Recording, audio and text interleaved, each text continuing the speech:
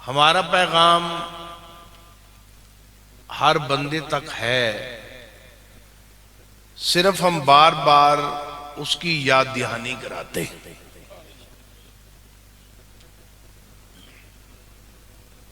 اور اس میں دین و دنیا دونوں کی بھلائی ہے۔ یہ بات یاد رکھیں، مرزائیت کے پاس اس روئے زمین پر کوئی زمین کا خطہ ایسا نہیں جہاں پر وہ اپنا ملک بنا سکے۔ پاکستان میں اسرائیل کا ماڈل لانچ کیا جا رہا ہے۔ آپ اہل علم ہیں، آپ حضرات جانتے ہوں گے کہ جرمنی میں ہٹلر نے یہودیوں کو مارا، وہاں سے بھگایا، اور یہ لوگ بحری جہاز میں بیٹھ کر پہنچتے پہنچتے فلسطین کے علاقے میں پہنچ گئے۔ وہاں پر پہنچے، لٹا پٹا قافلہ تھا۔ مسلمانوں نے انسانی ہمدردی کے طور پر انہیں اپنے علاقے میں رہنے دیا۔ جیسے افغانستان کے لوگ، یہ تو ہمارے مسلمان بھائی ہیں نا، ایک مسلمان کا دوسرے مسلمان پر بے حد حق ہے، تو جیسے ہمارے لوگوں نے انہیں قبول کیا، تو انسانی ہمدردی کے طور پر فلسطین کے مسلمانوں نے یہودیوں کو قبول کر لیا۔ یہ ہے تو بڑی شاطر قوم۔ جب ان کے پاؤں مضبوط ہونے لگے، کاروبار ان کا پھیلنے لگا، تو انہوں نے فلسطینیوں سے زمین خریدنی شروع کر دی۔ آج ہمارے پنجاب میں خوشاب سے لے کر سرگودا تک یہی کام چل رہا ہے۔ لاکھ روپیہ کنال ہے، ایک بندہ اٹھتا ہے، میں 5 لاکھ روپیہ کنال خریدتا ہوں۔ مسلمان لالچی ہے شروع سے، آج ہی بڑی مہنگی بک رہی ہے، بیچ دو، بیچ دی۔ فلسطینیوں نے زمینیں بیچی، انہوں نے زمینیں اکٹھی خریدی۔ جب اکٹھی خریدی، ایک علاقے میں ان کی آبادی ہو گئی، کنٹرول ان کا ہو گیا، تو انہوں نے اپنا ملک بنانے کا اعلان کر دیا۔ آج فلسطینی مار کھا رہے ہیں یا نہیں کھا رہے؟ یہی کام پاکستان کے اندر مرزائی کر رہا ہے۔ ہم لوگ لگے ہوئے ہیں گلی نالی، بجلی، سوئی گیس، پانی، روٹی، کپڑا، مکان، نوکری۔ مرزائی اس کام میں نہیں۔ وہ کہتا ہے روٹی نہ دو، نوکری نہ دو، مجھے کوئی چیز نہیں چاہیے۔ بھائی کیا چاہیے؟ وہ جھوٹے نبی کا پیروکار ہو کر یہ جذبہ رکھتا ہے کہ میرا دین سر بلند ہو جائے۔ کس نبی کے پیروکار ہیں؟ جھوٹے نبی کے۔ مرزا بھی جہنمی، اس کو ماننے والے بھی جہنمی، لیکن انہوں نے روٹی کپڑا مکان کو پیچھے پھینکا ہوا ہے، اپنے نظریوں کو پروموٹ کر رہے ہیں۔ ابھی حالیہ کچھ دنوں میں آپ نے یقیناً یہ خبر سنی ہوگی، بعض نیشنل چینل جو ہیں ان پر بھی آئی، کہ پاکستان کے اندر سے قرآن پاک چھپ رہا ہے اور اس میں ترجمہ غلط کیا جا رہا ہے۔ کہاں چھپ رہا ہے جی؟ پاکستان میں، اور کہاں پر؟ ربوہ میں مرزائیوں کا جو عبادت گاہ ہے، مقدس علاقہ ہے چنیوٹ کے قریب۔ اب اس کو دیکھنا کس نے تھا؟ اس کو دیکھنا تھا پنجاب کے اندر ایک قرآن بورڈ ہے، وہ قرآن پاک کی پرنٹنگ، تراجم ان کی اجازت بھی دیتے ہیں اور اس کو مانیٹر بھی کرتے ہیں۔ یہ شکایت ان تک پہنچی، انہوں نے ڈی سی کو خط لکھا کہ ہم آ رہے ہیں، ہم نے تو وزٹ کرنا ہے اندر۔ مرزائی اتنے پاورفل ہیں، ان بدماشوں نے انہیں وزٹ نہیں کرنے دیا۔ انہوں نے کہا گیٹ آؤٹ، کوئی وزٹ نہیں، ہم چھاپ ہی نہیں رہے، یہ جھوٹ ہے۔ لیکن قبلہ امیر المجاہدین فرماتے تھے نا، رب رب ہے،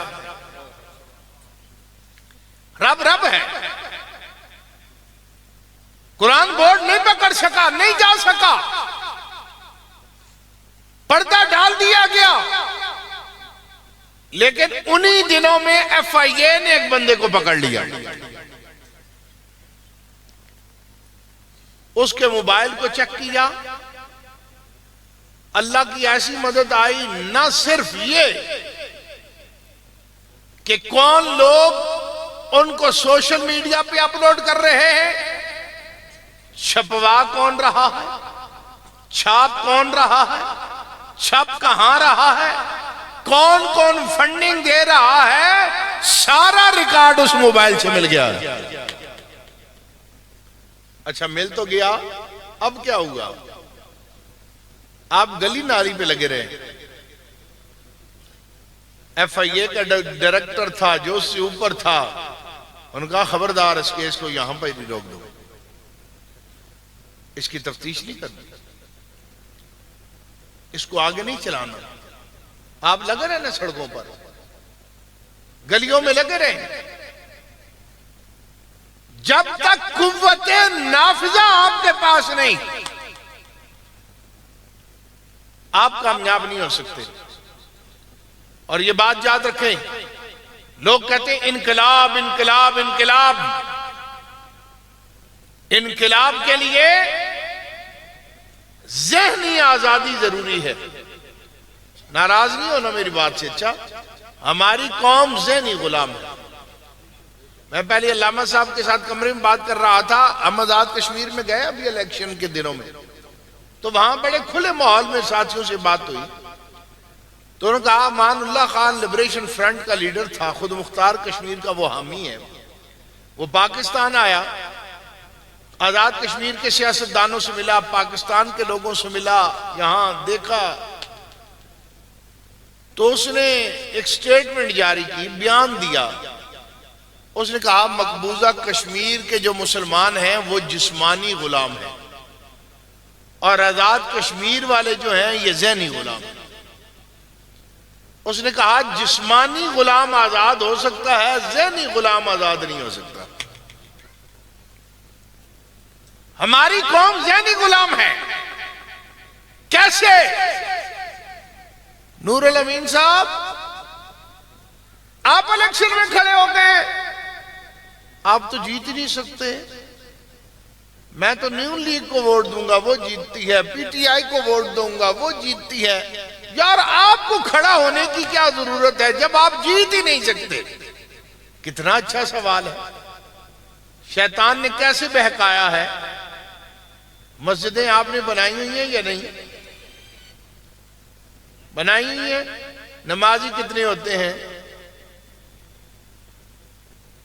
فجر میں کلے مولوی صاحب، تو کوئی بندہ آپ سے سوال کرے جب نماز نہیں پڑھتے ہو تو اذان کیوں دیتے ہو؟ اذان کیوں دیتے ہو؟ اور مجھے یہ بتائیں کہ اذان دینے والوں کا بھی ہم نے اذان سنی، اذان دینے والوں کو ثواب ہے یا نہیں؟ کیوں ہے؟ جب بندہ نماز ہی پڑھنے کوئی نہیں آ رہا، وہ اذان دے رہا، اسے ثواب بھی ہے۔ نماز لوگ پڑھتے بھی کم ہیں، مسجدیں پھر بھی بنائی جا رہی ہے، بہن ہی یہ بات سمجھتے ووٹ ایک بھی نہ ملے، ہمارا کام ہے ختم نبوت کی اذان دینا۔ زندہ آباد، زندہ زندہ آباد، ہمارا کام ہے، ان علماء کی ذمہ داری ہے۔ اور ہم نے مرنا ہے یا نہیں مرنا؟ اچھا کیا پتا بعض لوگوں کا یہ خیال ہو کہ نہیں مرنا. اچھا مرنا ہے تو قبر اور حشر پر بھی آپ یقین رکھتے ہیں یا نہیں کہ اللہ کی بارگاہ میں ہم نے کوئی جواب دہی کرنی ہے نا. ہر بندے نے اپنی ذمہ داری کے مطابق اس نے کام کیا نہیں کیا.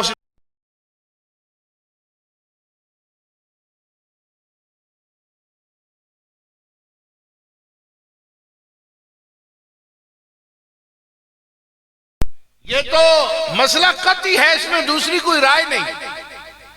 اب ایک بندہ ہے کھڑا ان کے ساتھ رہا جو ختم نبوت کے حلف نامے میں تبدیلی کرنے والے ہوں, مرزائیوں کو سپورٹ کرنے والے ہوں, مرزائیوں کے گھروں میں رشتے کرنے والے ہوں. روز قیامت اللہ رسول جو پوچھ لیں ہاں بھائی ختم نبوت کے بارے میں تو کیا کہتا رہا ہے, وہ کہا یا اللہ مجھے تو عقیدہ ختم نبوت کا پتہ ہی نہیں تھا, میں تو جمعہ پڑھتا تھا, نور الامین صاحب نے تو مجھے سیف الملوک کی سنائی ہے, مجھے 11ویں کا مسئلہ بتایا ہے, میلاد کا بتایا, ختم نبوت کا تو بتایا ہی نہیں. آپ تو گئے نا بچ تو پھنسیا کون؟ آجی صاحب بھئی اگے آؤ, تنخواہ پوری 10,000 مسجد والے دیتے تھے مہینے بعد, جو ختم ہی نہیں ہوتی, پوری 10,000 جو ختم ہی نہیں ہوتی. اتنی تنخواہ لے کر بھی آپ نے ختم نبوت کا مسئلہ نہیں بتایا تو پھنس جانا ہے انہوں نے. لہذا انہوں نے اتمام حجت کرنا ہے, یہ علماء کی ذمہ داری ہے. ہمارا کام ہے آپ کو مسئلہ بتانا, آپ اس پر عمل کریں نہ کریں یہ آپ کی مرضی. روز قیامت آپ کے پاس یہ عذر نہیں ہوگا کہ ہمیں مولویوں نے کچھ نہیں بتایا. مولوی تو بتا رہے ہیں. پاکستان کے اندر قوم کو نظریاتی پختگی کی ضرورت ہے. جب تک دین کے دامن سے ہم وابستہ نہیں ہوں گے اور تاجدار مدینہ کے دامن سے وابستہ نہیں ہوں گے, یہ ہو ہی نہیں سکتا ہم کامیاب ہو سکیں. اس کے لیے ہمیں اپنے انداز کو بدلنا پڑے گا, اپنی سوچ اور فکر کو بدلنا پڑے گا. اور یہ اعزاز تحریک لبیک پاکستان کو حاصل ہے کہ جو لوگ کونسلر کا الیکشن لڑنے کا نہیں سوچ سکتے تھے, تحریک نے انہیں قومی اسمبلی کا الیکشن بھی لڑایا.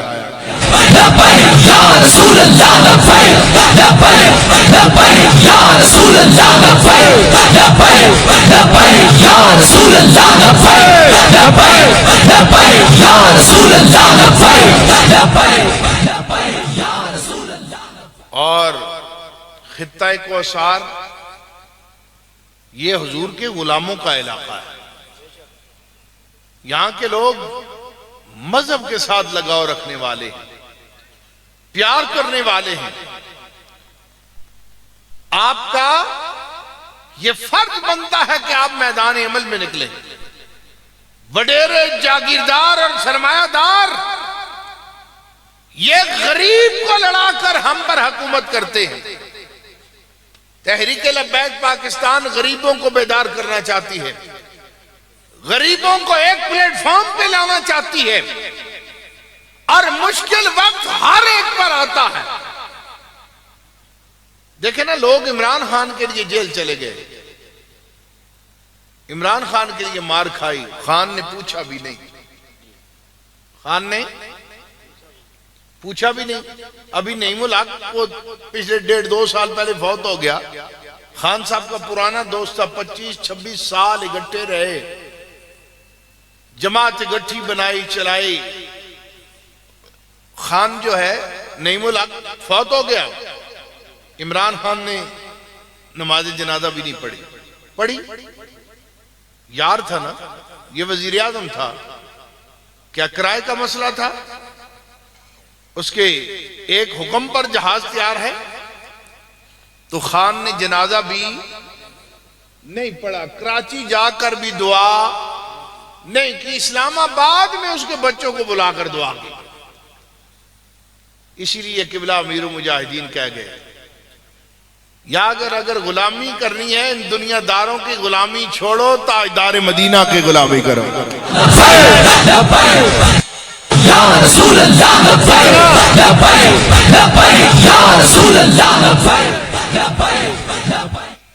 اتنا بڑا لیڈر عمران خان دعا کے لیے بھی نہیں آیا۔ غازی علم الدین شہید ترکھانوں کا بیٹا ہے، ان پڑھ ہے، پیر سید دیدار علی شاہ صاحب رحمت اللہ علیہ، آپ اس کے قدموں کو بوسہ دے رہے ہیں۔ کسی عقیدت مند نے کہا اتنے بڑے عالم دین، سید بھی، آل رسول بھی، اور ایک ترکھان کے بیٹے کے قدموں کو بوسہ دے رہے ہو۔ انہوں نے کہا کیا کروں، پیشانی پر تاجدار مدینہ نے بوسہ دیا ہے۔ حضور سے پیار کریں۔ تحریک لبیک پاکستان کا یہ مطلب نہیں ہم مولویوں سے پیار ہے نا، تحریک کے مشن اور نظریے سے پیار ہم نے کرنا۔ جو نظریہ اور مشن کے ساتھ رہے گا ہم اس کے پیچھے چلیں گے۔ تحریک یہی پیغام لے کر آئی ہے، اور آج لوگوں کو بڑا درد ہے کہ جی یہ ہر جگہ نعرہ لگاتے ہیں اپنا، بھائی تم بھی لگاؤ، ہم نے کس کو منع کیا؟ لیکن یہ اللہ کا فضل ہے کہ تحریک لبیک پاکستان کو اللہ نے وہ نعرہ عطا کیا ہے، اور قبلہ امیر المجاہدین نے نشان وہ نعرہ بنایا ہے جو ہم مسجد میں بھی لگا سکتے ہیں اور قبر و حشر میں بھی لگا سکتے ہیں۔ یہ تو ہمیں اللہ کا جتنا بھی ہم شکر ادا کریں کم ہے۔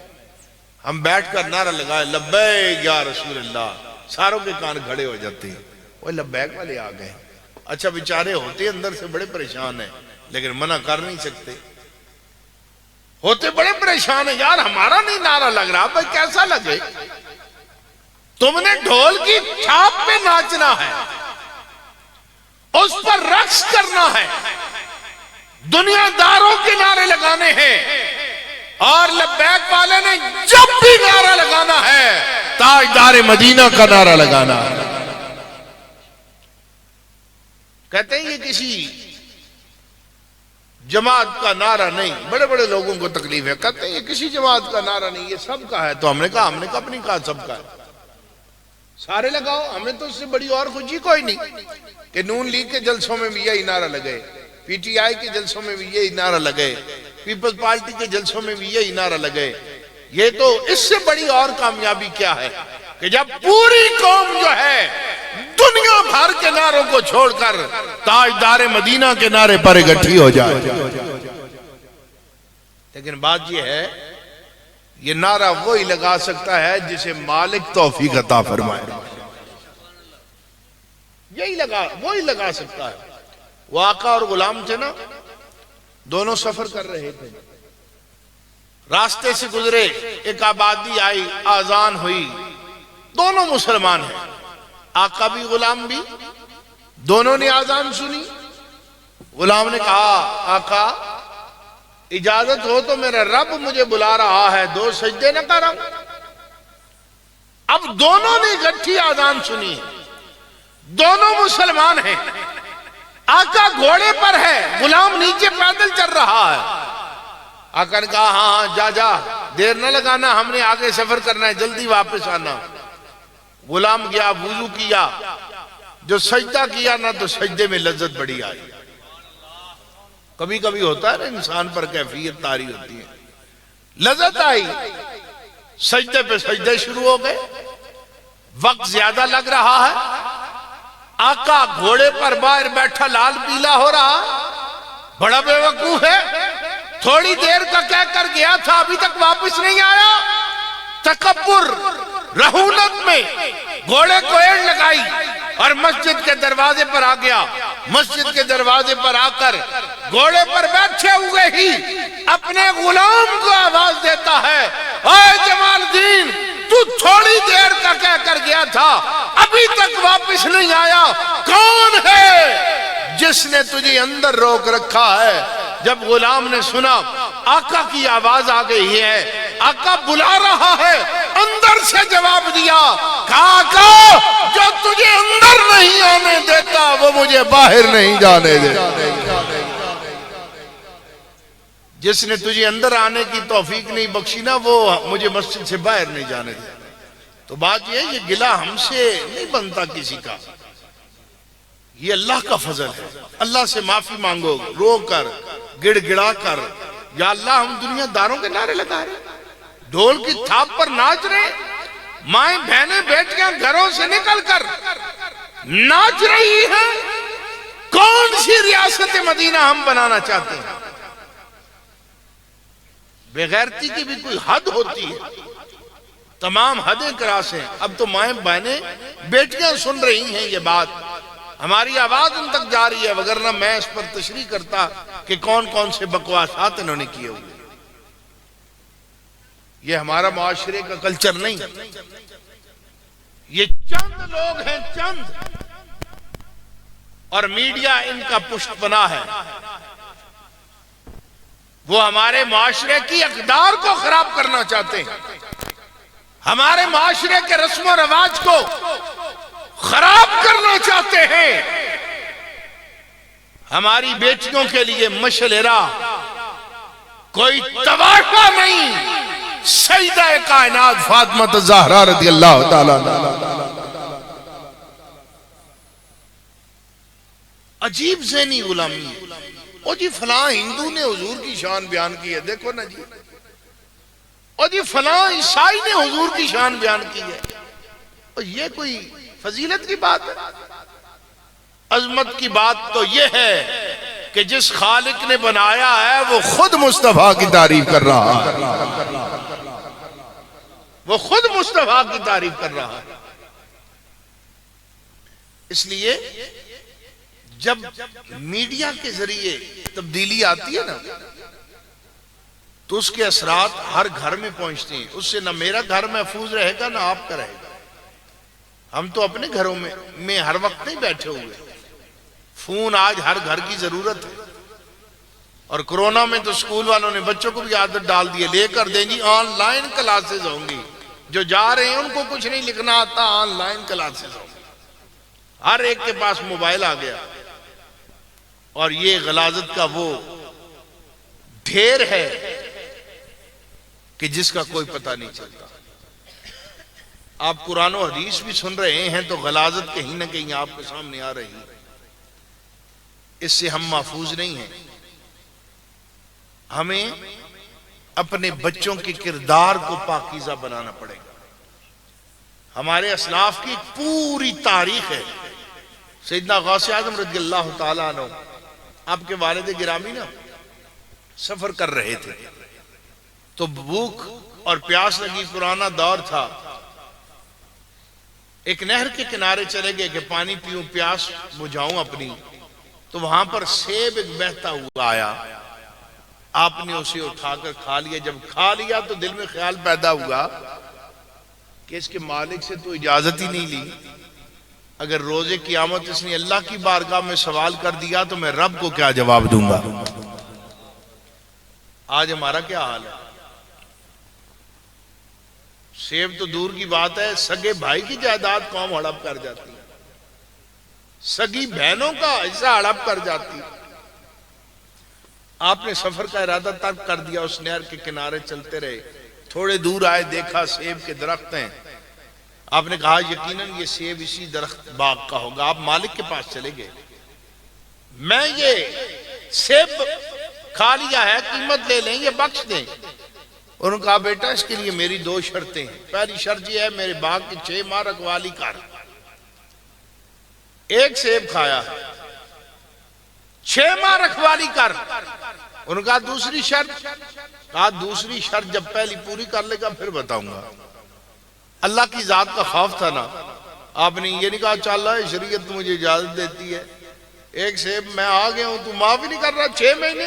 انہوں نے شروع کر دی نوکری. 6 ماہ رکھوالی کی, پورے ہو گئے. گئے بزرگوں کے پاس, جناب دوسری شرط. اور انہوں نے کہا میری ایک بیٹی آنکھوں سے اندھی ہے, زبان سے گنگی ہے, کان سے بہری ہے, ہاتھوں سے لولی ہے, پاؤں سے لنگڑی ہے, بیٹا تجھے اس سے شادی کرنی ہو. آپ فرماتے ہیں زندگی کا ساتھی اور زندہ لاش مل رہی ہے. لیکن جب پھر خیال آیا نا کہ روز قیامت اگر اس بندے نے اللہ کی بارگاہ میں سیب کا سوال کیا پھر کہاں سے لا کر دوں گا. آپ نے کہا مجھے یہ شرط بھی منظور ہے. آپ کا نکاح ہو گیا. آپ کو بتایا گیا کہ آپ کی اہلیہ اس گھر میں ہیں, آپ لے جائیں, جائیں ملاقات کریں. غوثی اعظم کے والد اندر گئے, تھوڑی دیر بعد واپس پلٹ آئے. سسر باہر ہیں, کیا بات ہے بیٹا؟ کہا جناب آپ نے کہا تھا کہ آپ کی بیٹی اندھی ہے, لولی ہے, لنگڑی ہے, بہری ہے, اندر تو حسین و جمیل عورت بیٹھی ہے, میری بیوی تو وہ ہے ہی نہیں. آپ مسکرائے. آپ نے کہا بیٹا میں نے اندھی اس لیے کہا تھا کہ آج تک میری بیٹی نے کسی غیر محرم کو آنکھ بھر کر نہیں دیکھا, اور لنگڑی اس لیے کہا تھا کہ شرعی حاجت کے بغیر آج تک میری بیٹی نے اپنے گھر کی دہلیز کو پار نہیں کیا. بہری اس لیے کہا کہ کوئی گندگی, کوئی موسیقی آج تک میری بیٹی نے سنی نہیں ہے. جب ماں اور باپ کے تقوی کا یہ عالم ہو تو اولاد پھر عبد القادر جیلانی جیسی پیدا ہوتی ہے. ہمیں تو اپنی بیٹیوں کو ان جو ہمارے اسلاف ہیں ان کی زندگیاں وہ بتانے کی ضرورت ہے. امہات المومنین کی زندگی بتانے کی ضرورت ہے. آل بیت اطہار کی زندگی بتانے کی ضروری ہے. سیدہ کائنات فاطمہ الزہرا رضی اللہ تعالیٰ عنہ ان کی زندگی بتانے کی ضرورت ہے کہ انہوں نے زندگی کو کیسے گزارا. آج جو طوائفہ ہے ہماری جناب سٹار بن گیا ہے. حضور نے کہا میرے صحابہ ستاروں کی مانند ہیں, جس کی پیروی کرو گے تم فلاح پا جاؤ.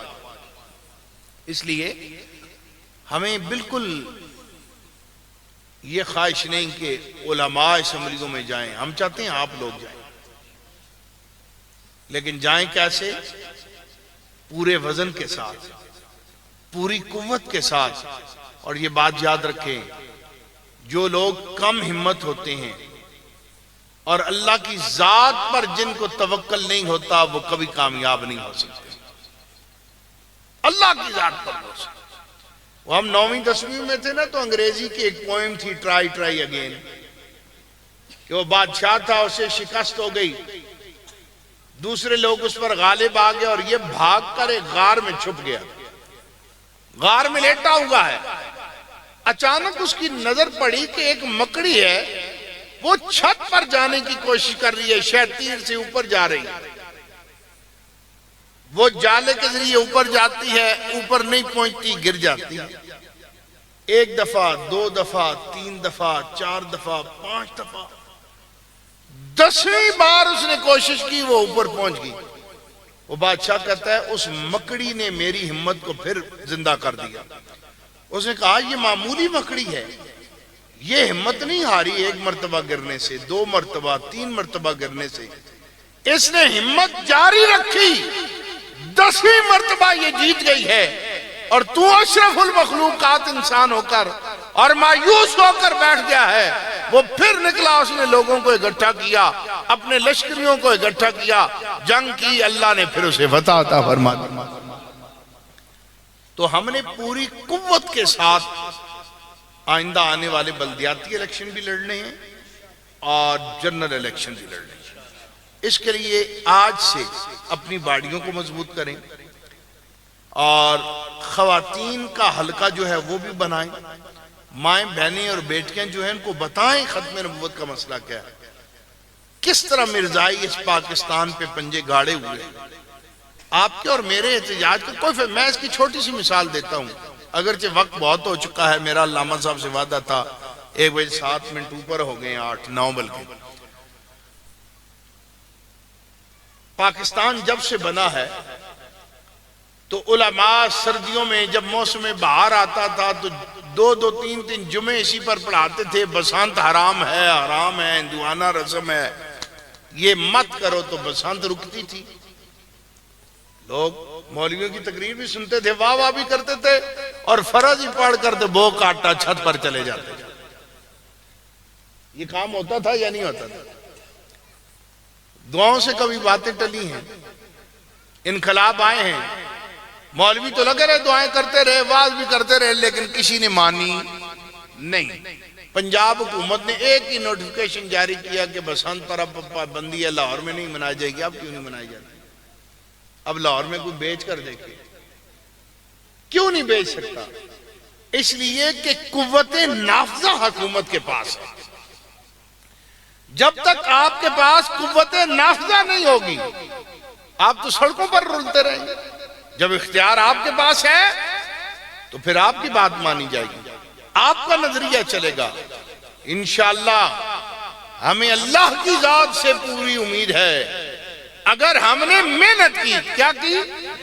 محنت کی۔ محنت ایسے نہیں کہ جلسہ کر لیا، جلوس کر لیا۔ محنت یہ ہے ہر بندہ پہلے اپنے ووٹ پورے کرے، گھر والوں کو پختہ کرے، پھر پڑوسی کو ساتھ تیار کرے، پھر اگلے پڑوسی کو، پھر اگلے پڑوسی کو۔ کوئی ذات برادری نہیں، کوئی علاقہ پرستی نہیں، ہماری ذات برادری اور علاقہ حضور کی غلامی ہے، بس۔ کسی اور نے کام نہیں آنا، کام حضور نہیں آنا ہے، قبر میں بھی حشر میں بھی۔ اس لیے آپ حضرات سے یہی التماس ہے کہ تحریک کا کام دن رات کریں۔ یہ زندگی فانی ہے، 75 سال سے ان لوگوں کو ہم ووٹیں دے رہے ہیں، یار ان کے جھوٹ پر ہم اعتماد کر دیتے ہیں، تو تحریک کے سچے نظریے پر بھی ہم اعتماد کرنے کے لیے تیار نہیں کہ جی ان کا بندہ ہار جائے گا۔ یہ میں کہتا ہوں کروڑ مرتبہ ہار جائے گا۔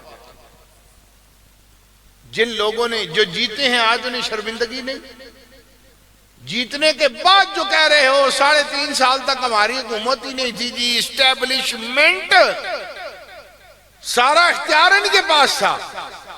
اور اللہ کی شان دیکھیں، قبلہ امیر المجاہدین کی دعائے جلال کیسے پوری ہوئی ہے، کیسے پوری ہوئی۔ قبلہ امیر المجاہدین نے کیا فرمایا؟ یا اللہ جن جن لوگوں نے ختم نبوت پر ڈاکہ ڈالا اور تیرے دین کا راستہ روکا، کیا کہا؟ یا اللہ ہم مولیوں کا نہیں روکا، دین کا راستہ روکیا۔ کیسے روکا؟ اعلانیہ یا خفیہ؟ یا اللہ سارے نوں کلا کلا کر کے تے ذلیل کر کے مارنا ہے۔ جن لوگوں کو یہ بڑا گھمنڈ تھا کہ ہمارے آنکھ پھیرنے سے پاکستان کا مقدر پھر جاتا ہے، آج ذلیل ہو کر اس کوچے سے نکلے ہیں یا نہیں نکلے؟ پتلون اترنے کی دیر تھی۔ سپہ سالار اعظم سابقہ جو ہیں کیا فرماتے ہیں تقریر میں؟ میں گمنامی کی زندگی گزاروں گا۔ آئے ہائے، پاکستان کا سپہ سالار، اتنی پاورفل غیرت مند آرمی کا سپہ سالار، اور کیا کہتا ہے میں گمنامی کی زندگی گزاروں گا۔ میرا فوراً خیال اٹھال شریف میں ممتاز قادری کی جانب چلا گیا۔ میں نے کہا معمولی سپاہی ہے، کوئی پھول بھی نہیں لگے، معمولی سپاہی ہے، زندہ بھی نہیں ہے۔ شہید ویسے زندہ ہوتا ہے، لیکن ہمارے علاقے میں ہماری نظروں کے سامنے نہیں، منو مٹی کے نیچے ہے، لیکن ممتاز قادری کا نام آج بھی زندہ اور تابندہ ہے۔ معلوم ہوا بڑے بیج اور تمغے لگانے سے عزت نہیں ملتی، عزت تاجدار مدینہ کے دامن سے وابستگی سے ملتی۔ انشاءاللہ پھر کبھی موقع ملا تو آپ حضرات سے تفصیلی بات کریں گے۔ پروگرام اسی طرح جاری رہے گا، چونکہ ہم نے پنڈی 2:30 بجے پہنچنا تھا تو تھوڑی دیر ہو گئی ہے، ہم اجازت چاہیں گے۔ اللہ تعالی ہم سب کی حاضری کو اپنی بارگاہ میں قبول و منظور فرمائے۔ وآخر دعوانا الحمدللہ۔